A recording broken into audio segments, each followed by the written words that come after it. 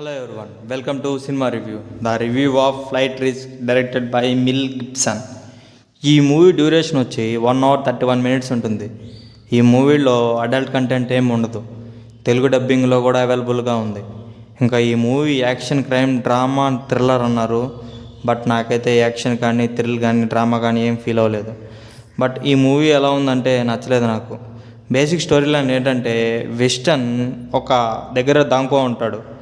Martial వెస్టర్న్ని పట్టుకుంటారు. Martial విపరీతంగా మారమంటారు వెస్టర్న్ని. Martial and western న్యూయార్క్కి ఫ్లైట్లో పోతారు. అప్పుడు ఫ్లైట్ డ్రైవింగ్ చేసేవాడు పైలట్ కాదు, దొంగ అని తెలుస్తుంది. తర్వాత ఏం జరిగింది, వాళ్ళు సేఫ్గా ల్యాండ్ అయ్యారా లేదా అనేది స్టోరీ అంతా ఉంటుంది. ఈ మూవీ అంతా ఫ్లైట్లోనే ఉంటుంది. ఈ టైప్ ఆఫ్ మూవీస్లో మనం మాన్యువల్గా ఎంగేజ్ చేయాలి. అప్పుడే మనం ఒక థ్రిల్ మూడ్లోనూ ఒక థ్రిల్ బిల్డ్ అవుతుంది మనలో. బట్ ఈ మూవీలో అదే మిస్ అవుతుంది. చాలా స్లో నరేషన్ ఉంటుంది. ఈ మూవీ లాస్ట్ 30 minutes అయితే బాగుంటుంది. పర్ఫార్మెన్స్ కానీ, విజువల్స్ కానీ చాలా బాగున్నాయి. కెమెరా వర్క్ అయితే బ్రిలియంట్గా ఉంటుంది ఈ మూవీలో. తెలుగు డబ్బింగ్లో కూడా అవైలబుల్గా ఉంది. మీరు ఒకసారి ట్రై చేస్తారంటే it's streaming on prime. Thank you for watching.